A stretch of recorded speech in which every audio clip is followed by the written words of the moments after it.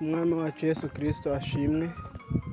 Nitwa Dusabeyezu Theophile, abashimiye Imana impaye umwanya kugira ngo tuganire ijambo ry'Imana rifite intego ivuga ngo suzumisha ibyanditswe byera niba waravutse ubwa kabiri koko. Suzumisha ibyanditswe byera niba waravutse ubwa kabiri by'ukuri.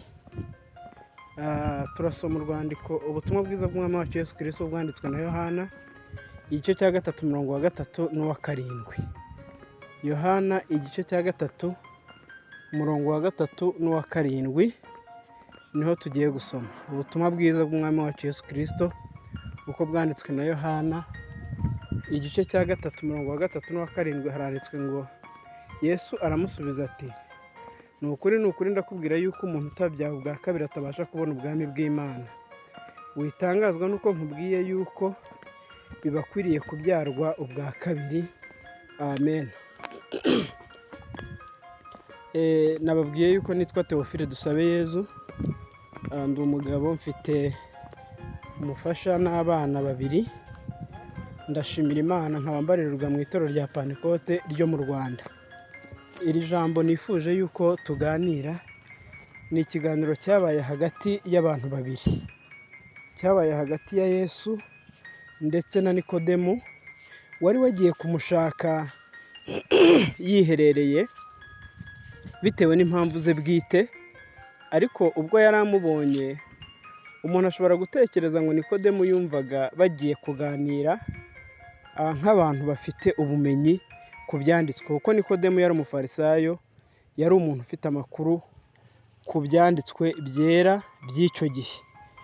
Ariko ikintu gitangaje nuko yahuye na Yesu akamwereka ko akwiriye kuvuka muri ubwo bwami, cyangwa se muri iyo sisiteme yiyumvagamo ko hari icyo ari cyo. Ntabwo ari igitangaza rero yuko umuntu ashobora kumenya byinshi mu by'Imana ariko atazi icy'ingenzi. Aya magambo rero yabwiwe umwigisha ukomeye, agaragaza nyine ko umuntu ashobora kumenya byinshi ariko atazi iby'ingenzi.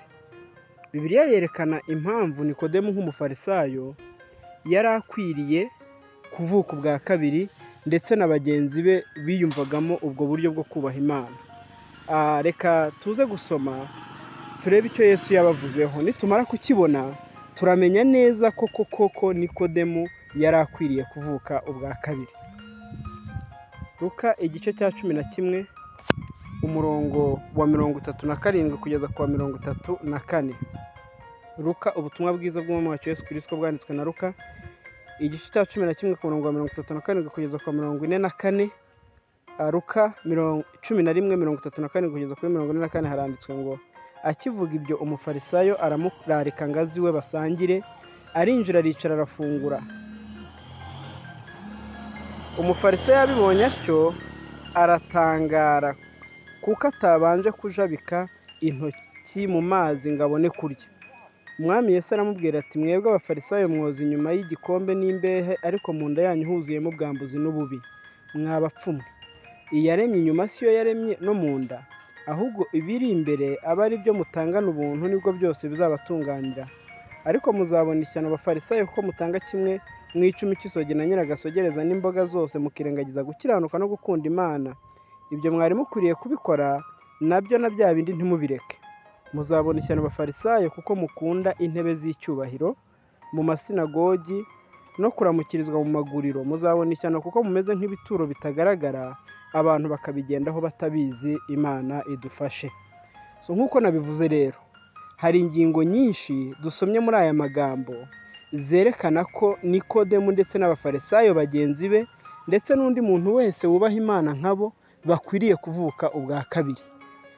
Iyo tuvuze kuvuka, tuba tuvuze itangiriro ry'igifite ubuzima. Ubundi hari ibintu 5 biranga ibintu bifite ubuzima, ari byo kuvuka, gukura, guhumeka, kororoka ndetse no gupfa. Ibyo bintu uko ari 5 bigize ibintu bifite ubuzima. Gusa mu isi y'umwuka nibyo umuntu abasha kuvuka ndetse akanakura, kandi nyuma yo gukura akanororoka iyo yeze imbuto nziza noneho ariko byagera ku ngingo yitwa gupfa, Bibiliya ivuga yuko umuntu ukora icyaha ari we wenyine upfa. Iyo udakoze icyaha ngo ugendere mu nzira zidakwiriye zituma utandukana n'Imana, icyo gihe gupfa ntacyo bigutwara, uba ufite ubudahangarwa ku rupfu rwa kabiri, kuko ijambo ry'Imana ritwereka neza yuko amazi Yesu atanga adudubiza mu muntu yayahaye akazageza mu bugingo budashira. Icyo nari ndiho mbabwira ni iki rero, Nikodemu ndetse na bagenzi be bari bakwiriye gutangira kubaho mu isi y'umwuka, kuko Yesu ureba byose yarabitegereje asanga ntibarabaho. Mu magambo twasomye rero, ikintu cya mbere cyari gikwiriye gutuma bakwiriye kuvuka ubwa kabiri ni uko bagaragazaga ubwiza bw'inyuma mu bandi, ariko imbere batarigeze bahinduka. Ijambo ry'Imana ritwereka yuko iyo umuntu ageze muri Kristo Yesu aba abaye icyaremwe gishya. Uku kuba icyaremwe gishya ni urugendo rw'impinduka umuntu atangira bitewe n'ubuzima aba yatangiye kubamo. Aba bafarisayo rero ntabwo bari barigeze bahinduka mu mitima yabo, ahubwo ngo bishushanyaga nk'intama ariko imbere ari amasega aryana.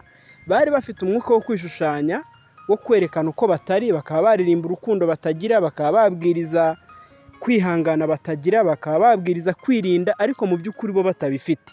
N'uyu munsi rero umuntu uwo ari we wese utarigeze abyarwa n'Imana ngo avuke ubwa kabiri ngo agire izo mpinduka muri we, atangire ubuzima bushya hamwe na Yesu Kristo, yabarirwa muri iki cyiciro cy'abafarisayo bakwiriye kuvuka ubwa kabiri.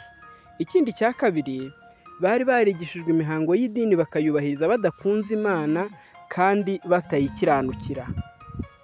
Bari barigishijwe imihango y'idini, noneho bakayubahiriza badakunze Imana kandi batayikiranukira, nk'uko ku murongo wa 42 hatubwiye. Umukristo umeze utya akenshi aha agaciro cyane imirimo akorera mu rusengero, atitaye ku buzima abayemo buturuka mu cyo ari cyo. Kandi burya mu rusengero tuhaba igihe gito, ariko icyo twagakwiriye gukura mu rusengero ariyo mazi y'ubugingo Yesu atanga, ni imbaraga zituma noneho tubaho ubuzima bw'agakiza aho tubaye.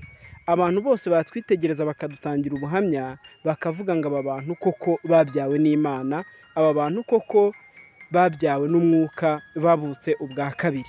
Ikindi cya gatatu, bakundaga gukorera kubona icyubahiro no kwigaragaza batagambiriye kubahisha Imana.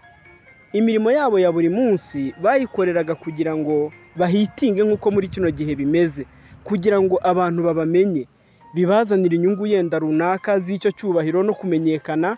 Muri kino gihe habaho n'ibindi bintu byo gushaka ubuzima n'ubutunzi.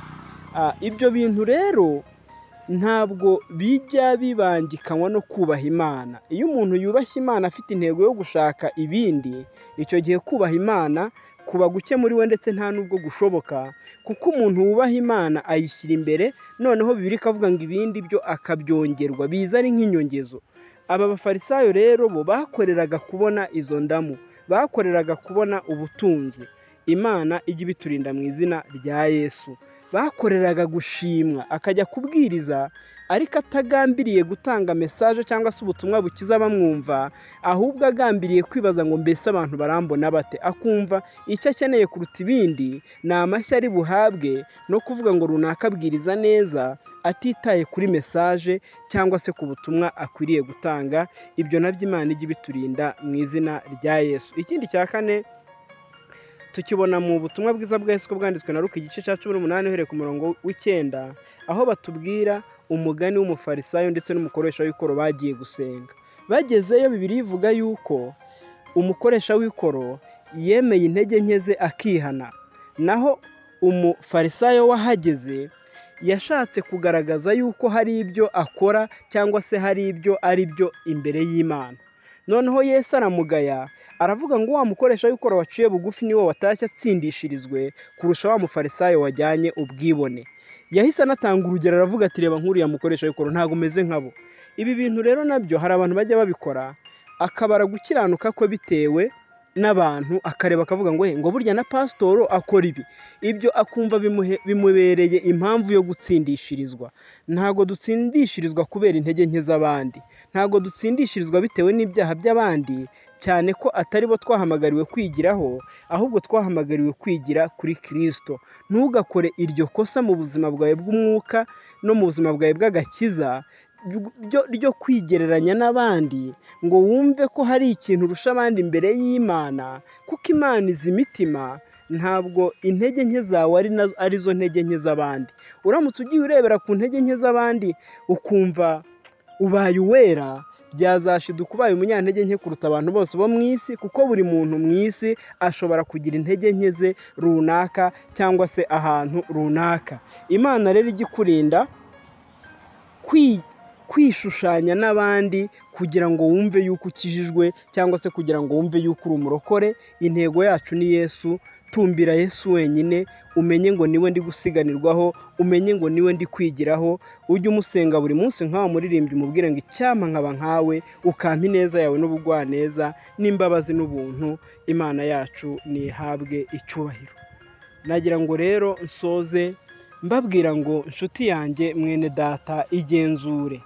Kuvuka ubwa kabiri ntabwo ari idini umuntu asengeramo. Kuvuka ubwa kabiri ntabwo ari ubwinshi bw'amasengesho umuntu asenga.